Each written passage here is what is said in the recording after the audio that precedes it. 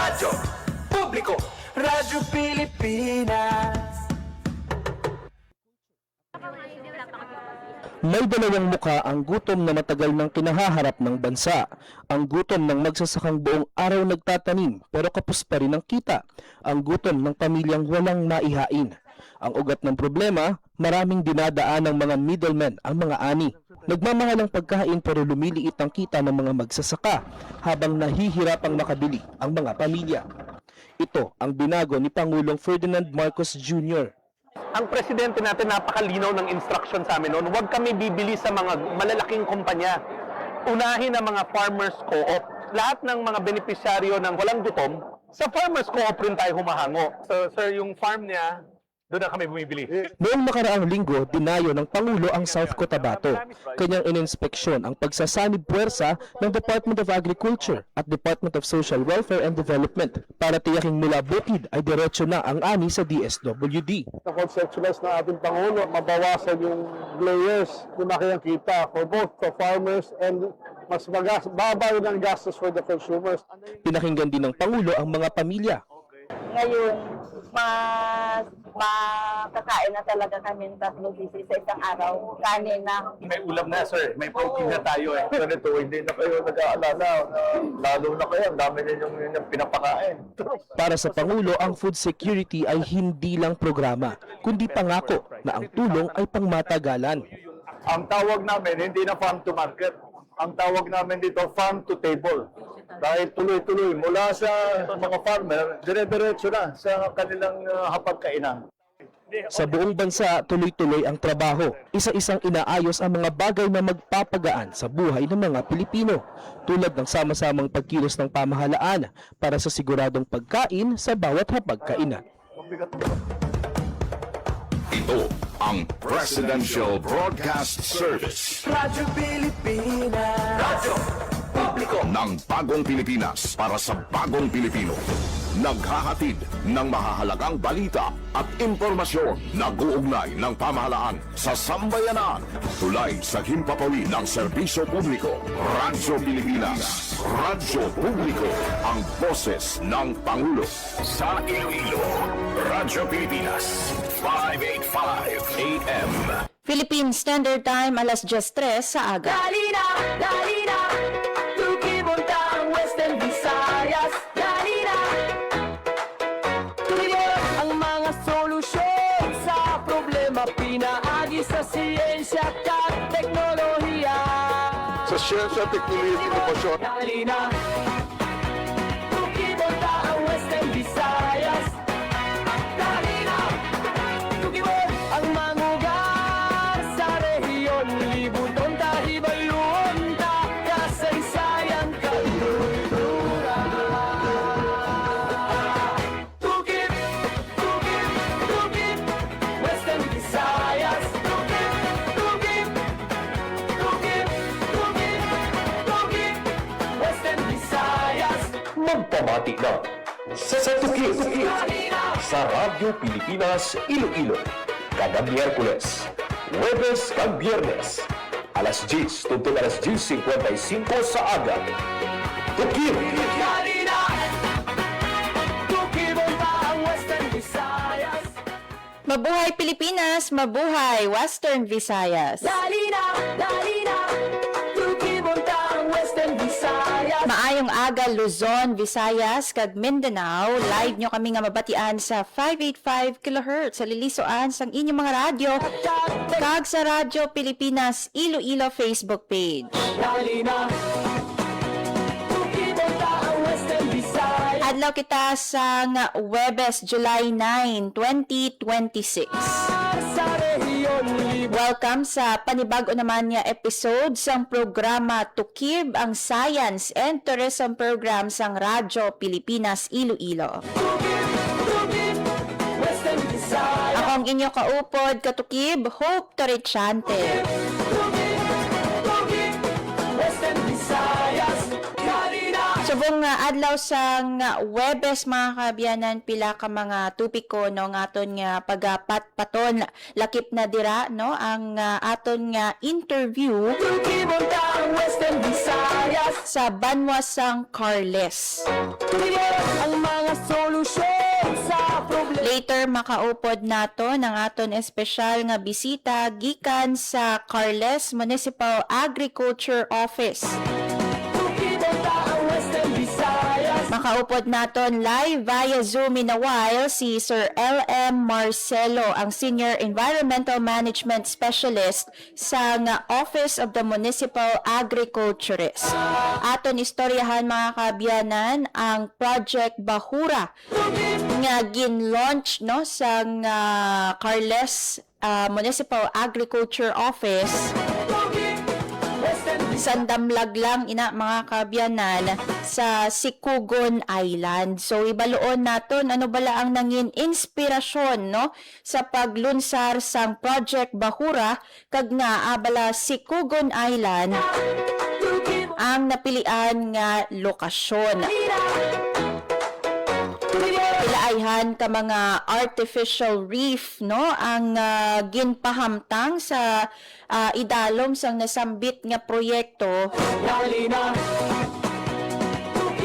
And paano naton masiguro no nga safe ang mga artificial reef no nga ginpahamtang sa lugar. Manan mo debatable pa ina mga kaabyanan kiti may mga environmentalist no nga nagahambal nga hindi lang kita basta-basta pwede magtugsok sa mga artificial reef sa idalom kay posible nga makahalit ini no sa ecosystem sa idalom. So sa bahin sa Municipal Agriculture Office ano ang mga materyales no nga gingamit para sa nasambit nga artificial reef nga ginpahamtang dira sa kadagatan sang Sikugon Island. So bantayan mga kaabyanan, in a while makaupod naton again ang Senior Environmental Management Specialist sa Office of the Municipal Agriculturist sa Banwas San Carles, si Sir L.M. Betita Marcelo.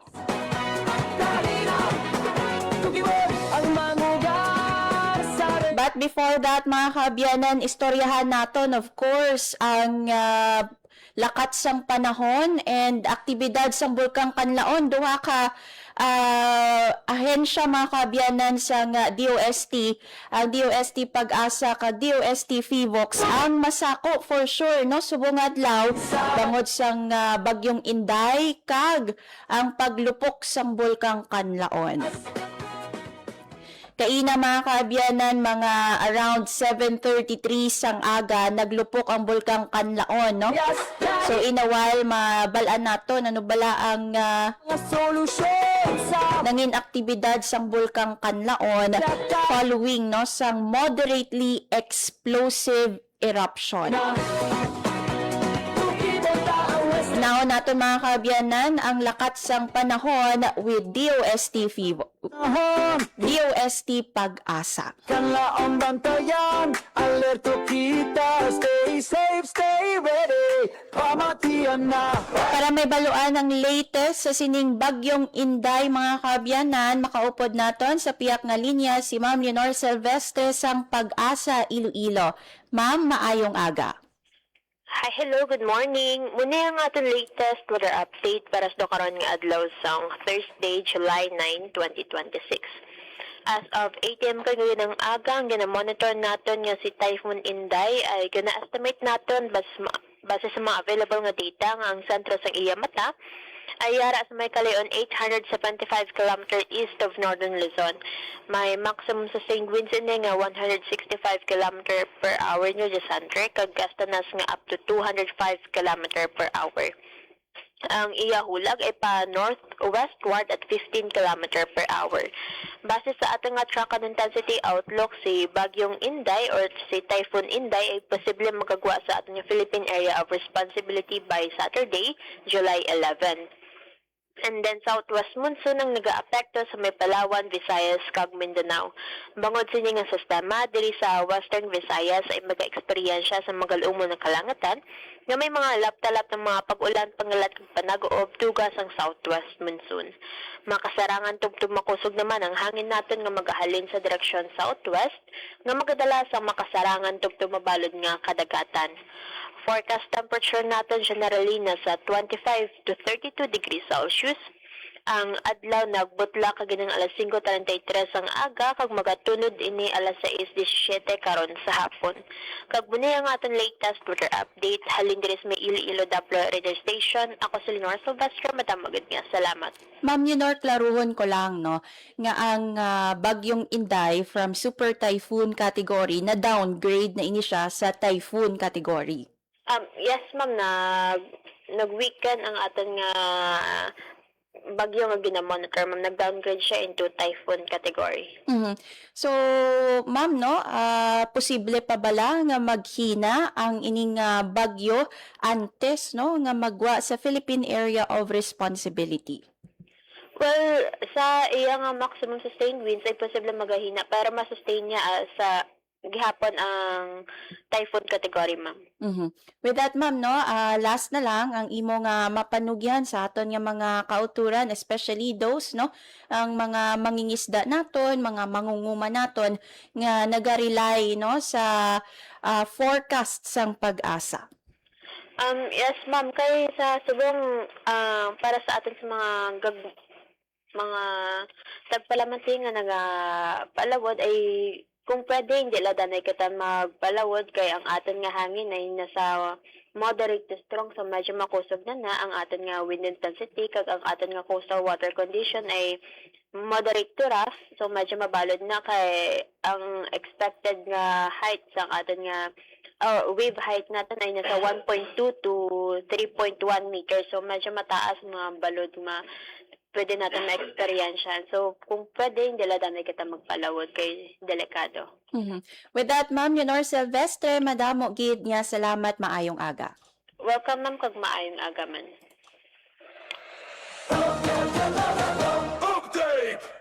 Na batian mga kaabyanan si Ma'am Leonor Silvestre sang Pag-asa Iloilo, naghatag sa aton sang pinaka-latest sa lakat sang panahon, especially, no, nga may ara sang bagyong Inday sa sulod sang Philippine Area of Responsibility. Lakat sang panahon, hibaluan ta, kanlaong bantayan. So from super typhoon category na downgrade, no, ang bagyo nga si Inday sa typhoon category.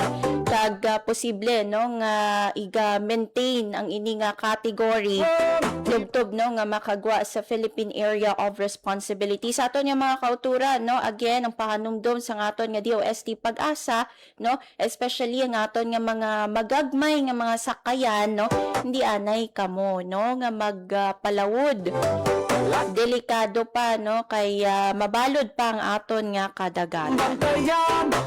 Ulaton naton mga kaabyanan nga magkanay, no, ang panahon.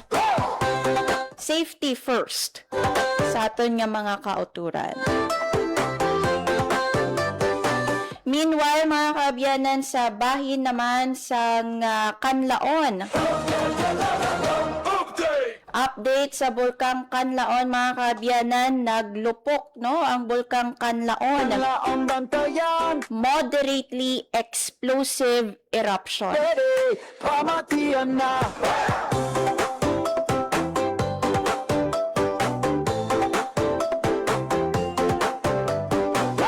So, naglupok kayo na mga kaabyanan, 7:33 a.m. ang Bulkang Kanlaon sa Negros Island region, no? Yes, ang video nga makita niyo sa aton nga screen, hina, no, ang video nga kuha sa DOST FIVOX sa Bulkang Kanlaon. So sa aton nga mga kauturan, no, naglawig sang 3 ka minuto. From 7:33 a.m. to 7:36 a.m., no, ang moderately explosive eruption sang Bulkang Kanlaon. Meanwhile, confirman, no, sang DOST FIVOX na may ara sang ashfall sa Canlaon City sa Negros Oriental. Sa piyak nga bahin, sa ato naman nga pag-monitor sa Negros Occidental sa San Carlos City, mga kaabyanan, may na-experiensyahan, no, nga sulfuric stench o kon baho asupre. May may ara man sang light ashfall nga na-experiensyahan sa San Carlos City. Padayon nga gina-monitor ina sang mga otoridad, no? Especially ang San Carlos City Disaster Risk Reduction and Management Office. So sa aton nga mga kauturan sa palibot sa Bulkang Kanlaon, mag-extra halong kita mga kabyanan kag magsuksok sa face mask kay ang ash plume, no, nga ginpagwa sa Bulkang Kanlaon naglabot sa 2 tubtub 3 ka kilometro. Lakat sang panahon, hibalo. Sa bahin naman sang San Carlos City, again mga kabyanan, may ara sang volcanic smog o convog nga naobserbaran sa San Carlos City. Bangod sini, no, hugot nga ginaabisuhan ang tanan nga mga residente nga magsuksok sang face mask, especially kung magwa sa ila nga mga puloy-an, and i-ensure, no, nga ang inyong nga mga mask naka or fit, no, sang maayo sa inyong nga mga ilong kag baba. Pamatian na. And as much as possible mga kabyanan, stay indoor, no? Kung hindi malang importante ang inyo nga mga kaladtuan, no, ipaiway ana, especially again, no, nga ginalauman naton yung pag-ulan-ulan, tugas sa bagyong Inday, and also, no, sa eruption sang Bulkang Kanlaon. Ang volcanic smog suno sa CDRRMO, no, makakos posible nga makatuga sang respiratory issues ay irritation kag iban pa nga mga health concerns.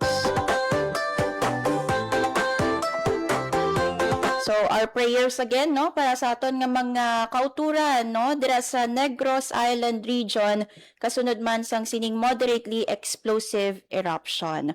Sa aton nga mga kauturan, no, Dalina, tukibuntang Western Visayas. Dalina, dapat ready, no, sa tanan nga tion.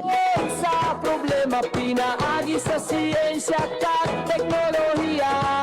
Philippine Standard Time 10:18 sa aga. Tukibuntang Western Visayas. Dalina, Sa aton nga pagbalik mga kabyanan, istoryahan naton ang Project Bahura, no, sa Carles Municipal Agriculture Office. Makaupod naton sa aton nga pagbalik, no, live via Zoom si Sir LM Betita Marcelo, Senior Environmental Management Specialist gikan sa Office of the Municipal Agriculturist. Bantayan sa pagbalik sang Tukib. Magandang araw, si Dingdong Dantes po ito. Nakatira ka ba malapit sa dagat? Uy, sana all by the beach. Pero alam mo bang at risk kayo sa storm surge o daluyong ng bagyo? Storm surge ang tawag sa malalaking alon na nabubuo dahil sa malakas na hangin. At hindi lang ito basta-basta alon na. Pwede itong lumaki ng katumbas ng 2 palapag na bahay. Intense! Kaya naman, kung may banta ng storm surge sa inyong lugar, mag-evacuate na agad bago pa man dumating ang bagyo. Hindi na kailangan magpanik dahil #panatag ang may alam. maging panatag Pilipinas. Time to celebrate kulturang Pinoy, tradisyon, musika, sining, literatura at iba pa. Anything and everything fun and Filipino. Ito ang Pinoy Kultura. There was a time when going to the wet market, we had a durable and dependable companion, always by our side. The Bayong. It is a kind of bag that is originally and proudly Philippine-made. Ginagamit natin ng madalas simula pa ng Spanish era. Our resourceful ancestors used dried leaves and wove them into bayong bags. Ang mga traditional bayong ay gawa sa buri leaves in the Visayas at pandan leaves naman sa Luzon. But these days, the materials used for making it vary from plastic to other organic materials. Ngayon, mukhang sikat na naman ang bayong bags, nationally and internationally. It was seen on New York Times Square billboards during the 2022 New York Fashion Week. Magandang araw, Kahit naging sikat na fashion statement na ito? Ang bayong, bit-bit pa rin lagi ng tita ko tuwing siya'y namamalengke. And why not? It's so convenient to use and an environmentally friendly alternative to plastic shopping bags. Kaya siguruhin may bayong na nakatabi para sa mga pinamili. Yan ang Pinoy kultura because our culture is cool. Magandang araw, si Dingdong Dantes po ito. Kapag may nag-aalburutong bulkan, meron akong reminder sa mga dapat nating gawin. Tandaan lang ang MMG. M. Makinig sa payo ng mga otoridad. Huwag na magpapaniwala sa sabi-sabi. Lalo na sa fake news. M. Mahinahon na lumikas. Bago umalis, isara muna natin ang mga pinto at bintana para hindi pasukin ng abo ang inyong bahay. G. Go bag. Make sure na may nakahandang emergency go bag na may lamang damit, gamot, pagkain, tubig, pera at face mask. Madali lang tandaan, hindi ba? Mag-MMG ka lang kapag may nagbabadyang pagputok ng bulkan. Hashtag panatag ang may alam. Maging panatag Pilipinas. Time to celebrate kulturang Pinoy. Tradisyon, musika, sining, literatura at iba pa. Anything and everything fun and Filipino. Ito ang Pinoy kultura. Iba ang musikang Pilipino or more popularly known as OPM. May OPM na makabago. Singin mo na lang ako. May OPM na makaluma. Sandal mo sana ang ulo mo sa ulo. May OPM na rock. Pinoy ako. May OPM na rap. What you know last night, yo, it was the best. May OPM na mabagal. Agad magaganda ang mga Pinay. May OPM na mabilis. Makakatay, makakatay. May OPM na Tagalog. Ang himig natin. May OPM na English. Bahagi ng ating kultura, noon, ngayon at magpakailanman. Anumang OPM ang hanap mo, isa lang ang masasabi ko.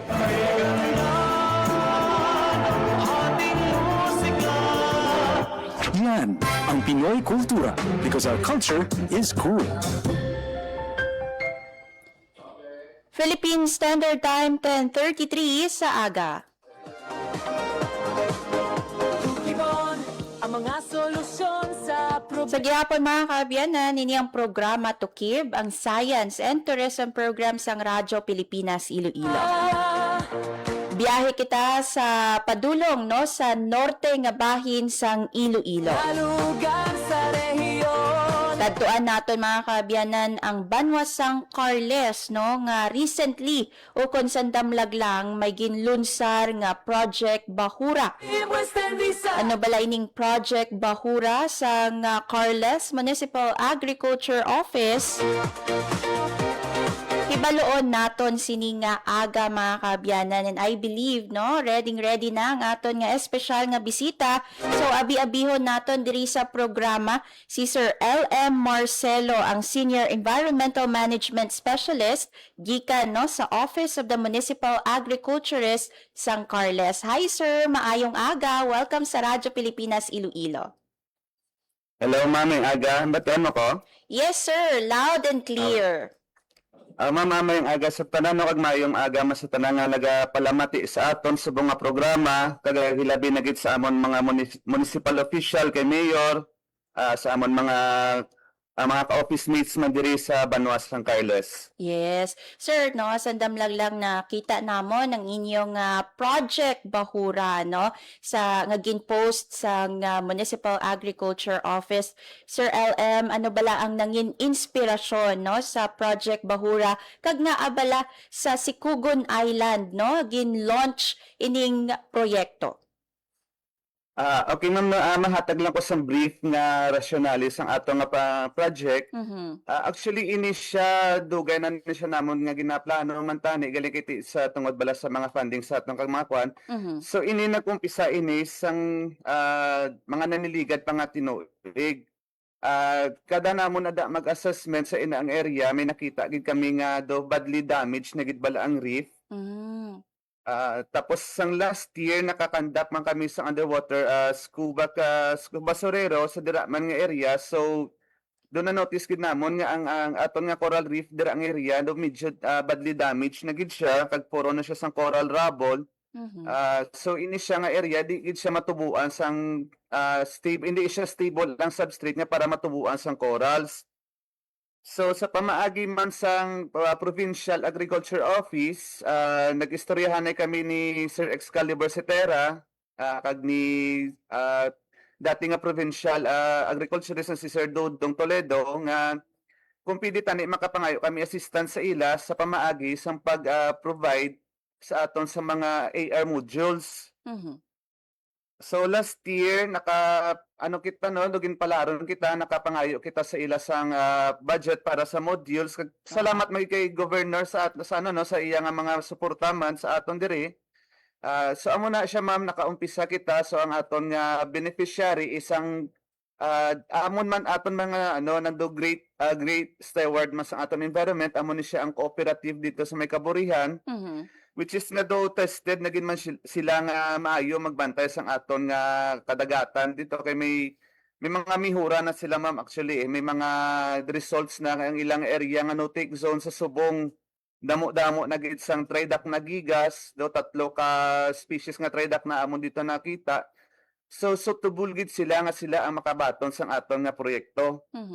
Way labot nga grabe man ilang nga pag-amlig sa atong kadagatan ano pa gid sila tama sila ka-active nga para mag-protect kag magbantay sang aton nga area.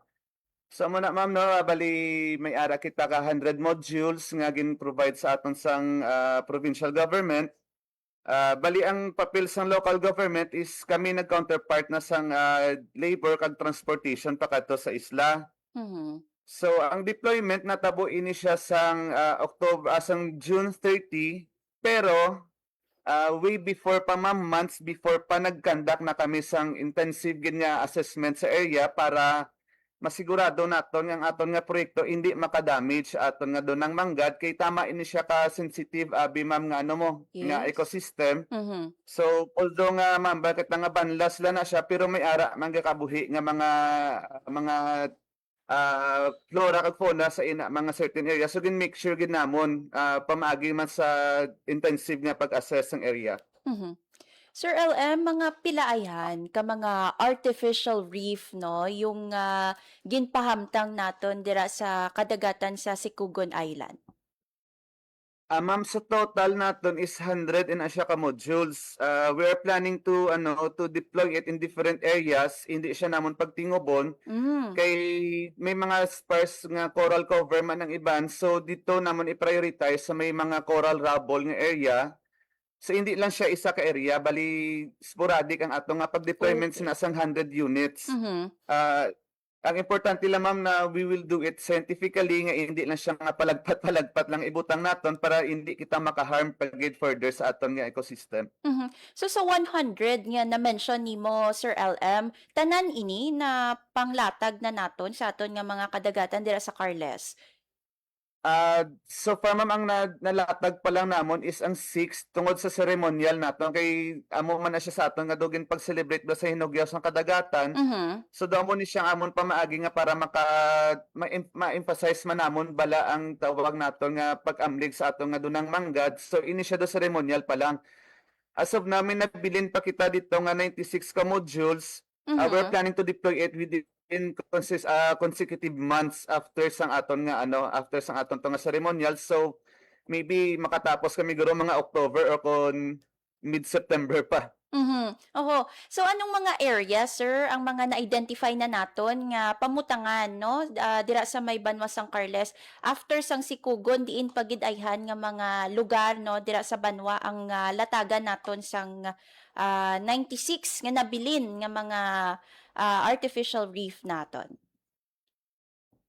Actually, ma'am, ang ini siyang 100 ka units, enough lang ini siya para sa isa ka area, para lang gid ini siya sa Kaburihan sa Sikugon. Kay although mahamba kitang kadamo sa iya, pero gagmay ini siya tulokon kung underwater na. I see. So, sir, paano naton nami-make sure no nga ang materials nga aton nga ginhimo no nga mga artificial reef safe sa aton nga palibot or safe sa aton nga kadagatan no nga hindi siya guba no sa aton nga natural marine ecosystem dira sa may Sikugon? Actually, ma'am, ang artificial reef natin is made up of sand, rocks, and cement, bali concrete. Ini siya, ma'am, with steel reinforcement. So, ini siya tested na gid man nga hindi ni siya makahalit gid sa atong kadagatan kay ever since pa nga may mga artificial reef nga ginaobra, amo ni siya ang bilang main material gid nga para gamiton dira. And besides na naman before namon siya gin-deploy, gin-pa-settle down siya na namon sang pila ka bulan nga para maging inactive na ang iya bala nga mga active ingredients kung ano pagidira nga kuan para hindi siya harmful sa aton environment. Actually, ma'am, ini siya nga last year pa ini siya naton nga project. Galing kiti ang tawag bala naton ang transportation nga halin sa mainland sa materials pakato sa island medyo Yes. mabulubudlay gid man. Mhm. Kay ang aton nga mga raw materials gina siya naton ginhahuling halin sa may mainland pakadto sa island kay since ang aton island is restricted gid sa especially sa aggregates naton mga baras kag bato so hindi na siya available to sa island. Amo na siya nga medyo nadugayan gawa ang aton nga project. Pero rest assured ang LGU nagahulag subong nga para ma-deploy gid ina sila tanan. Mhm. Sir LM, ano ba lang ginalauman naton nga mangin epekto no sang ini nga proyekto especially sa aton nga fish population no and marine biodiversity no dira sa area Sir LM? Oh, ma'am, since nga may ara na kita sa those stable nga platform nga pwede ma-incrasan sang aton nga coral polyps. So ginalauman namon nga ang area within 2 to 3 years with proper protection kag proper condition base may mga makita na kita sang mga gagmay nga corals nga naga-encrust or mga encrusting corals or mga branching corals. At the same time, we are expecting ginhimuon ni siya nga balay puloy-an sang aton nga mga isda. Kay ang iya design, ma'am, naka-back siya mo. So damo siya sang suluotan, damo siya shelter para sa aton nga mga isda. Mhm. Sa aton nga mga mangingisda, fisher folk, no, Sir LM, paano makabenepisyo ang aton nga mga mangingisda, no, sa nasambit nga artificial reef? Since ini siya, ma'am, nga area is no-take zone. So wala gina diri sa mega pangisda kay bawal ginadira maskin magpanghinas hindi gid siya pwede. So since nga no take zone siya within a couple of months or a couple of years ang mga isda dira mapuyo, dira sila mabalata pero since wala man na sila mamturel, wala man na sila pudal or ano, ang ginatawag naton sinadigi na hope naton is ang spillover effect nga Yes. ginatawag naton nga ang tanan-tanan nga isda nga nagabuluto dira nga mag-mature malagaw man sa ibang nga kapartiyan sa dagat sang Carles which in turn pwede ma-harvest ang aton nga mga mangingisda. As long nga protehiran tagid lang ni as long nga i-practice tagid lang ang tawag naton nga proper ways of fishing ini siya, ma'am, dako gini siya nga bulig sa future sang ato nga mga mangingisda. Yes, amen, no? Kabay pa nga mangin successful gid ini, no? Ang mga ginpahamtang nga mga artificial reef. Kay again, yes, no? That is true. Ang spillover sang mga isda, especially sa iban pa nga mga coastal communities dira sa may banwa sang Carles, no? Sir LM, sa aton nga mga kauturan, no? May ara bala sa mga marine protected areas sa palibot sang Sikugon or sa iban pa nga mga neighboring areas dira sa ginpahamtangan sang artificial reef naton? Okay, ma'am. So, actually, ma'am, sa last na mga data or sa last na mga municipal ordinance, ang total areas sa marine protected areas ng Carles is almost 32% sa municipal waters namon. So sa Sikugon alone, may ara kita dira siguro do 5 ka declared nga marine protected areas. Ang ini siya puro ni tanang gina-manage siyang it's either ang barangay or ang aton nga tawag naton nga CSOs or mga fisher folk associations. The same ni siya nga pattern nga ginagamit namon sa throughout sa municipality. For example, ma'am, diri sa may mainland, ang one namon ka marine protected area which is the finalist recently sa 2020 finalist ini siya sa Para Elmar. Gina-manage ini sa sang aton nga Fisher Folk Association, which is ang BBMA. So regarding sa dira nga pattern, mas ano siya ma'am, mas nami siya kay may community buy-in kita, kay ang community mismo ang pangikasog nga protektaran ng aton nga aton nga area. So same man ini siya ma'am sa aton sa Sikugon, sa may Kaburihan, kay ang aton dira nga stakeholders ang KAMCO or ang Kaburihan Multipurpose Cooperative. So wala labot dira sa Carmencita Shoal, may ara pagid kita nga another dira do apat pagid ka separate nga marine protected area sa Sikugon alone. Sir, in connection dira, no, paano naton make sure nga even ang aton nga communities, no, naga-involve gid sa pagpangapin sa aton nga artificial reef and gin-equip naton bala sila sa pag-monitor sa aton nga mga artificial reef, especially nga tiara sila sa idalom, no, kabalo bala sila mag scuba or whatsoever nga para ma-monitor nila sa idalom, no, kung kumbaga successful, no, ang mga artificial reef nga ginpahamtang dira sa kadagatan, Sir LM. So far ma'am, ano do sadly nga i-admit gid man namon nga most sa amon nga data is kulang pagid, especially sa mga daan nga artificial reef na mga ginpang deploy nga time pa bala sang Iloilo code or I-code to sang una. Pero subong ma'am, since nga may Peace Corps volunteer kami ang ginapaabot, kag may former Peace Corps volunteer man kami, so may staff kami subong nga certified sa scuba maliban sa akon. Wow. May ara pagin ma'am sa area. Actually ang beneficiary naton sa KAMCO may isa dira ka do second liner nila bala ma'am or third liner nga generation nila nga mabulos ginpa certify man naton sa scuba. Wow. Ano na siya ma'am, fishery student. So ang ako nga job subang since ako ang pinaka first nga na-certify, so ang job ko subang is to train na sa ila kung paano ang proper way of assessment, kaya ano ang proper way nga para mag-manage ang atong artificial reef, so on and so on na ma'am, as in rolling na lang na ang aton nga obrahon sini. Sir, Kagag maliban pagigali sinad ma'am, ang Yes. actually mga members ng community is also a deputized bantay dagat na sila. Bali deputized na sila ni Mayor.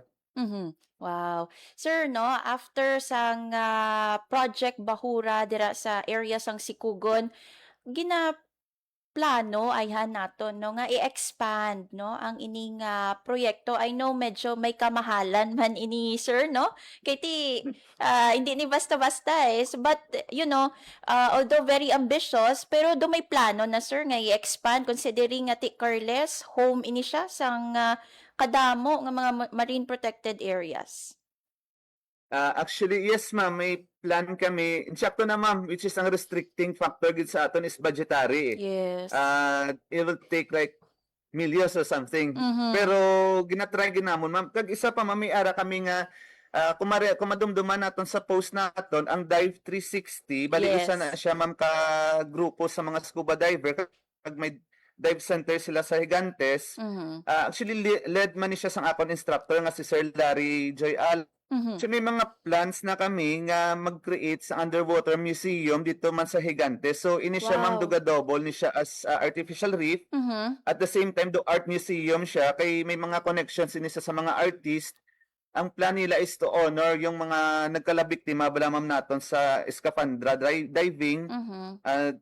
Kay since do damo kita sang victim dira sa Higantes, so do himuan la do memorial nga ang kuno na lang sa LGU is ma-determine na lang kami sang site. So sa assessment na lang namon ni ma'am, actually magasto man gid pat maskin sa assessment lang gid naton. Yes.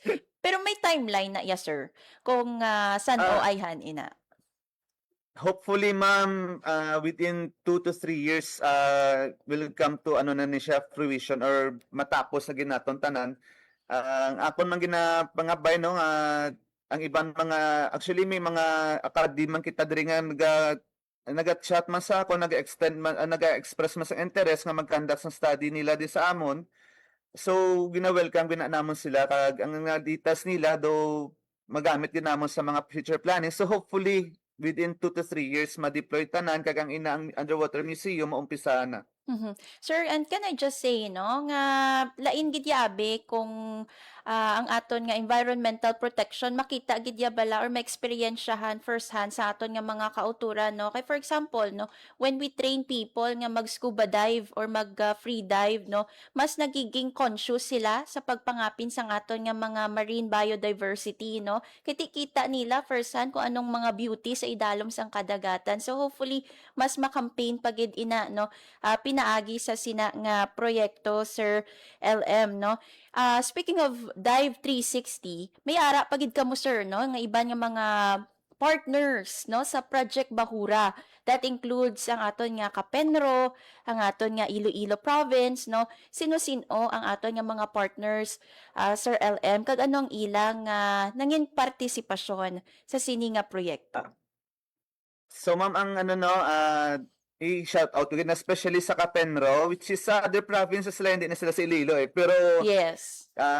we've been partners sa assessment sa mga fish visual surveys, especially dito sa mga northern parts ng Iloilo, sa Batad, Estancia. Do kapila na kami sinikabises nga nag-uupod sa mga survey kag assessment, especially kay Sir Ray Baido, sa ilang nga head mga kanday Sir Alan, kanday Sir Renald. So nami gid ila nga suporta kay maskin although nga lain sila nga province, pero ti ang aton nga aim is isa lang.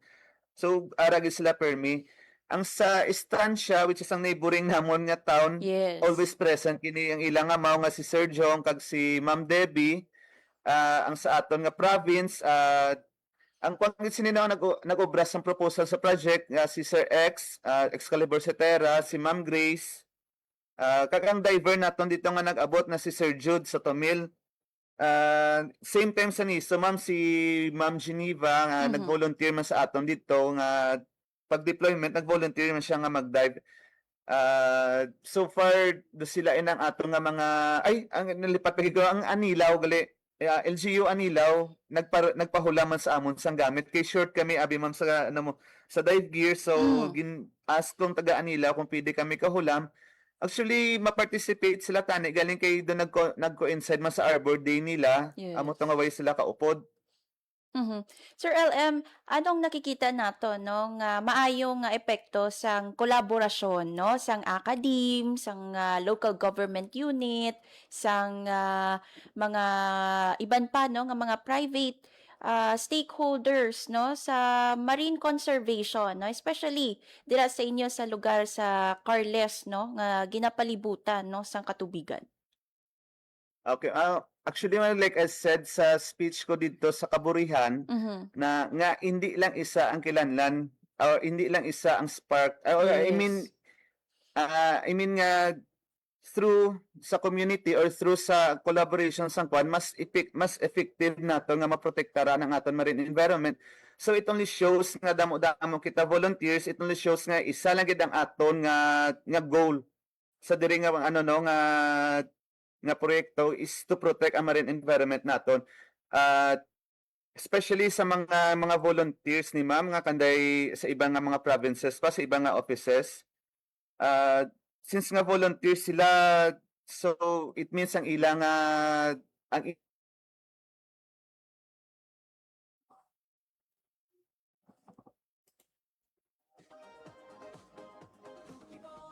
Ang mga solusyon sa problema pinagi sa Hello Sir LM.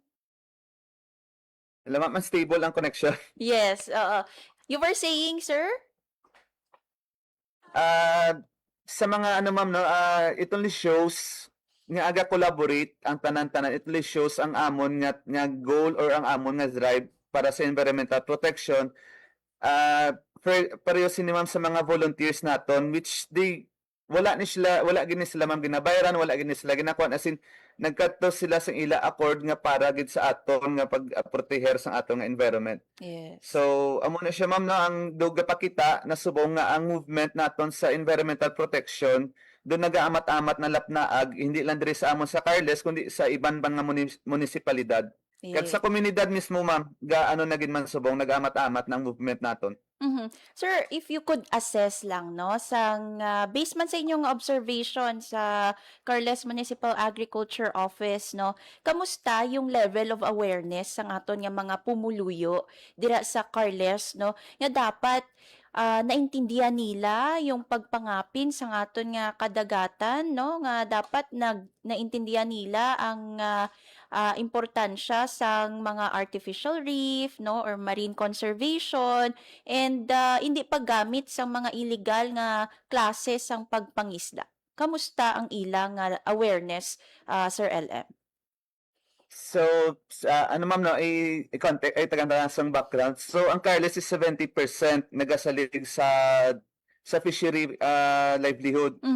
Kay since nga majority sa amon is island barangay, kag majority sa amon is coastal.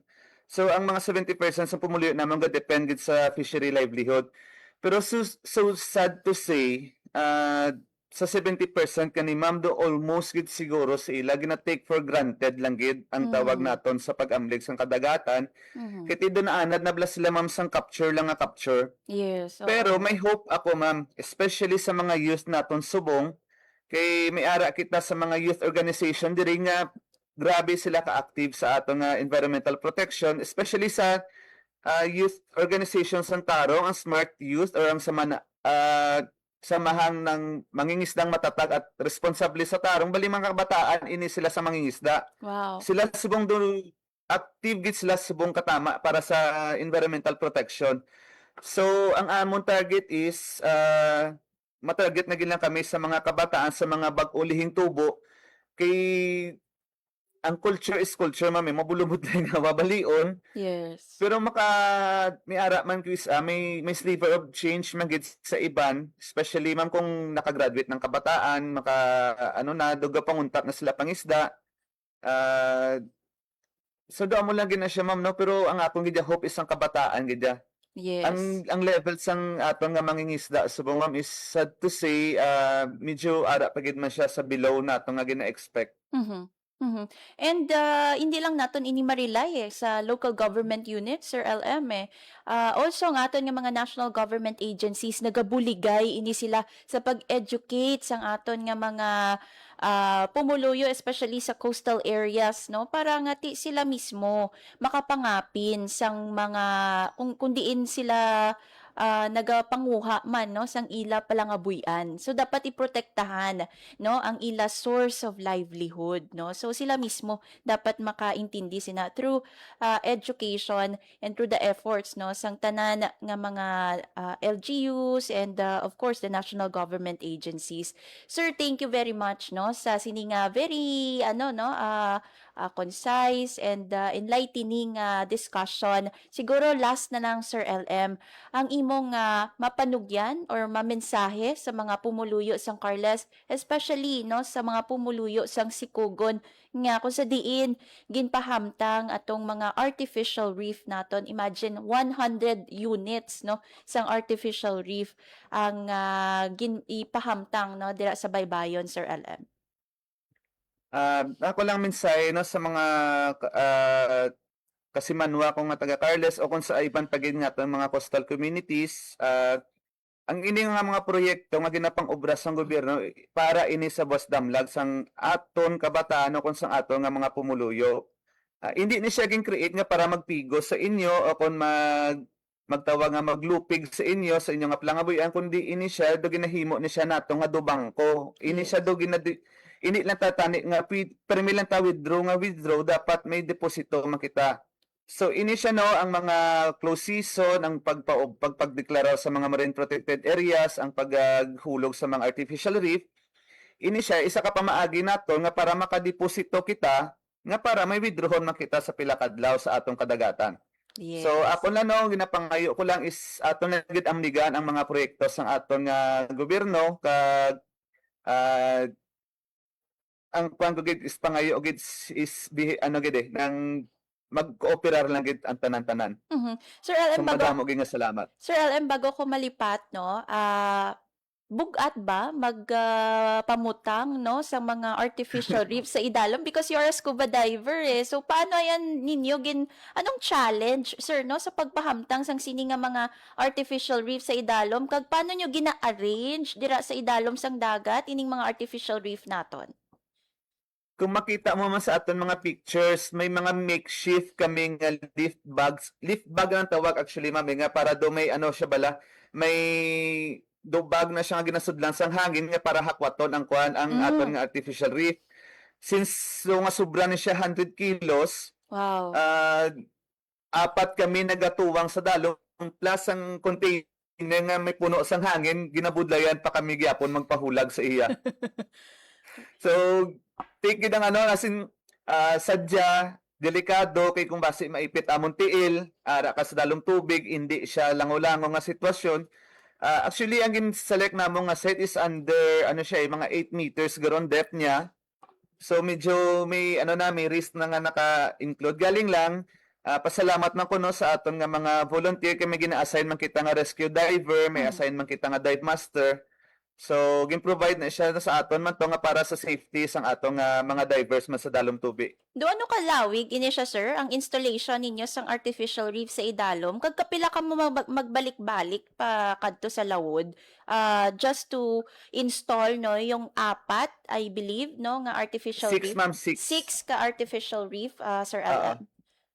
Bali, isa ka trip, kay limited kami, abi ma'am, sa boat. So, isa lang ka trip, bali 6 ka modules. Mga ara kami, ang dive time namon is about half hour sa dalom. So, dusi kami, 18 kami ka divers. Ang iban, gin-assign namon as rescue. Ang iban, ara sa grunt work. Ang iban, naga-document. So, mga half hour namon, it took us half hour para magplaster sang anom lang gid kabilog. So imagine na natin mag 100. Yes. Mga binulan giniguro man. So hindi ko gani ma-imagine, sir, no, kay there are 94 pa no nga nabilin nga units ang artificial reef, and amat-amat pa ni nga ipahamtang sa aton nga mga baybayon. So kudos no sa aton nga Carles Municipal Agriculture Office and mga partner institutions, no. So Sir LM, madamo gid nga salamat sa imo nga tiyempo diri sa amon sa Radyo Pilipinas Iloilo. Thank you.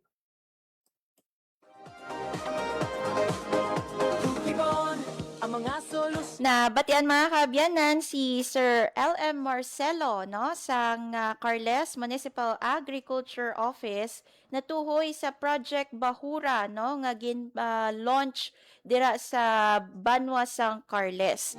Si Sir LM ang Senior Environmental Management Specialist sa Municipal Agriculture Office. Anom ka artificial reef ang gin-install sa area sang Sikugon mga kaabyanan. Mayara pa sang 90 plus nga nabilin, 100 no ang ka unit ang ginalauman nga ipahamtang no sa area. Madamo-damo pa ini mga kaabyanan no.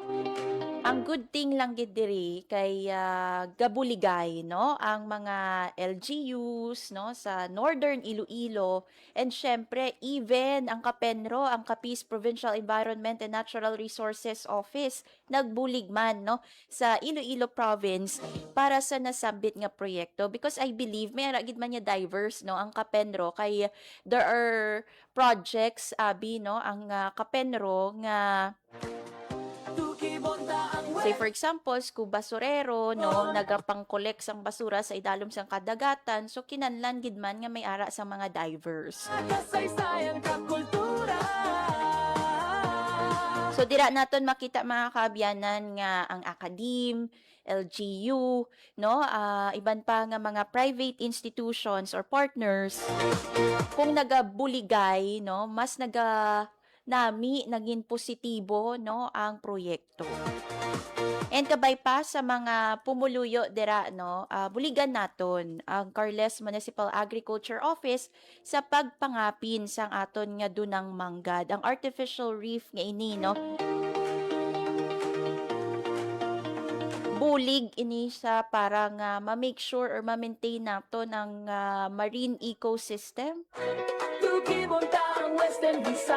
So kabay pa no mangin mangin successful, especially nga naka-launch na sang anom 90 plus more to go. And kabay pa, no, ang iban pa nga mga coastal towns sa province of Iloilo would do the same man, no. Yung may mga proyekto sila kaangay isang proyekto nga Project Bahura sa Carles Municipal Agriculture Office. Very promising nga proyekto. Actually, kung kita no nga mga pumuluyo, kabalo kita sa pag-conserve, no, pag-protect sang aton nga dunang manggad, especially yung mga sa kadadalman sang aton nga kadagatan. Hindi na tani naton kinahanglan mag-provide sang artificial reef, no, kung ang aton nga mga reef nga mga natural gidya bala nga mga reef ang mga solusyon sa wala na, kumbaga wala na samaran, no. teknolohiya. Kay there are times sabi nga kung ang aton nga pagpangisda, no, hindi maayo, Ibonta ang Western Visayas. may mga bes nga ti maapektuhan ang aton nga mga reef Mangugar sa rehiyon, libuton tahibalo. or ang aton nga mga irresponsible nga mga actions, may mga bes nga maapektuhan ang aton nga mga reef nga nagaserbe nga puluyan or habitat, no, sang mga naglain-lain nga species sang isda kaiban pa nga mga marine animals. Western Visayas. Nevertheless, no, Ibonta ang Western sugod subong, no, dapat kita, no, nga mga pumuluyo, Ibonta ang Western Visayas. mangin conscious kita sa aton nga mga actions, no, and mag-participate sa mga programa sa aton nga mga local government units. Ibon, dali na. Ibonta ang Western So thank you very much kay Sir L.M. Marcelo, no, sang Municipal Agriculture Office. sa rehiyon, libuton tahibalo. And syempre, thank you man sa aton nga mga tagpalamati, no, sa Facebook kag sa radyo, no, sa 585 AM. Western Visayas. Gusto man naton nga tamyaon or pasalamatan ng aton nga mga katuwang technical diri sa studio, Dali na. si Sir Alan Defante, Engineer Roy Louis Caipang, Dali na. Ibon ang mga solusyon. kag sa transmitter si Sir John Magallanes. Siyensya at teknolohiya. Madamo gid nga salamat mga kaabyanan sa inyo nga padayon nga pag-upo diri sa programa Tukib, ang Science and Tourism Program sang Radyo Pilipinas Iloilo. Nanging kaupod ninyo, Hope Torrechante. Mangugar sa rehiyon, libuton tahibaluon. Ang inyong tulay sa himpapawid ng serbisyo publiko. Ang Presidential Broadcast Service, Radyo Pilipinas, Radyo Publiko. Radyo Pilipinas. Radyo Publiko. Kinilala ng pang-international at prestigyosong Asia Pacific Broadcasting Plus Awards 2025 para sa kategorya ng Government Streaming. Ito ay dahil sa epektibo nitong pagsasanib ng mga tradisyonal na media tulad ng telebisyon, radyo at print para masabayan ang mabilis na pag-inog ng mundo ng digital at social media tungo sa mas epektibong paghahatid ng mahahalaga at napapanahong mga impormasyon sa mamamayang Pilipino. Kinilala rin